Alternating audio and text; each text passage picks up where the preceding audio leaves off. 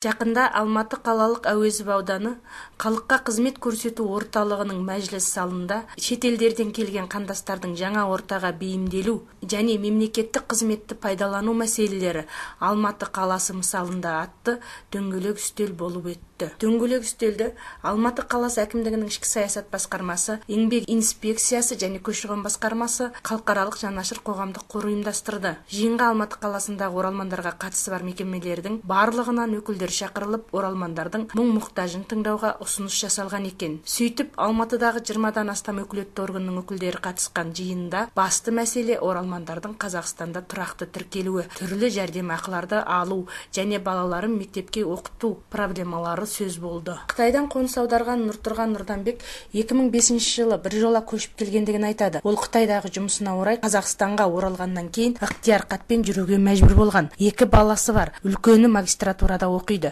Әрі Қазақстан Республикасының азаматтығын қабылдаған. Ал екінші баласы биыл мектепті бітіріп, 1-ші курсқа оқуға қабылданған. Алайда ол баласын Қазақстан Республикасының азаматы атандыра алмай жүргендігін айтады. Мен де сол Қытайда жұмыс орны болып, пенсияға шыға алмағандықтан ықтияр хатпен, әйеліміз екеуміз ықтияр хатпен болып келдік.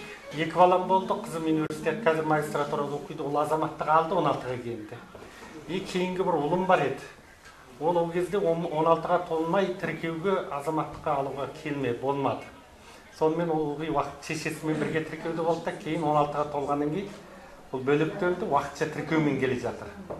Бұл енді 16-ға толып, биыл 17-ге келді, университетке түсті. Бұны тіркетем, азаматтық алам деп жүргеніме 1 жыл болды. Бұл бір өте қиын бір жағдайға келді. Қиын жағдайы Қытайдан сотталмады деген қағаз әкелді. Балам 9-8 жасында, 9 жасында келген осында 3-ші класс оқыды осыдан бері. Соған сотталмады деген қағаз әкелді, оны Қытай жақтан әрең алдым, әрең соға. Ал енді Қытай консулынан азаматтыққа өтуге қосыламыз деген қағаз әкелді. Бұны Қытай консулы бермейді екен. Қытай консулы айтады, Қытайдан напостан шығарып кел дейді, тіркеуден. Ол Қытайға бардым, тіркеуден шығарып беріңдер десем, ол азаматтық өтпеген адамды біз не деп шығарамыз, шығармаймыз деді. Дәл осындай проблеманы Толқын Тұрсынұлы да қозғады. Мен де қыздарымды азаматтық өткізе алмай жүрмін. Үлкен қызымның оралман куәлігін алғам, екінші қызымдікін өткізіп қойдым. Жаңа консулға бардық бізде. Консулға барғанда бірінші жаңа сотталмады дегенді алып кел деді. Оны әйтеуір алып келдік амалдап. Нопосын өшіріп кел деді. Тіркеуден жойып кел деді. Бірақ мен оны барып, облыстық сақшы, аудандық сақшы бәрін айланып шықтым. Бізде ондай заң жоқ деді. Бізде алдымен ол шетел азаматтығына өту керек деді. Қазақстан азаматтығын алады, алғаннан кейін оны алып келесің, өнен кейін жоямыз деді. 15-тегі қызым бар. О қызымды тіркеп алайын, әкесімен, шешесімен бірге жүр ғой дедім. Оны да тіркей алмадым. Неге? Ол азаматқа толғанда ғана тіркей аласың, онсыз тіркелмейді дейді. Егер оны маған қос тіркеп жүрген болса, азаматқа өту оңай болар еді. Оралман әйелдердің Нұрғоныс қайырымдылық қорының жетекшісі Зүбейра Алдабергенова дәл осындай жағдайдың Өзбекстаннан келген бір отбасының басынан өткендігін айтады. Ол отбасы проблемасын аталған қайырымдылық қордың араласуымен шешкен екен. 10 жыл болған екен. Баласымен келіп, мына Ақши деген жерде үй алған, тұрып жатқан, 1-ші класстан оқыған, азаматтық уже әке-шешесі алған. Енді 9-ші классында бұл қызды колледжге түсірейін десе, құжаты дұрыс емес деп қабылдамаған. Содан Өзбекстанға барып, жаңағы туылу куәлігін басқасын алып келді. Соныменен келіпті, келсе Илийский ауданындағы көші-қон полициясы айтыпты, алып мына Өзбекстанның посолына барыңыз, посольствоға. Сол жерден сіз Өзбекстанның азаматтығын аласыз мына қызыңызға.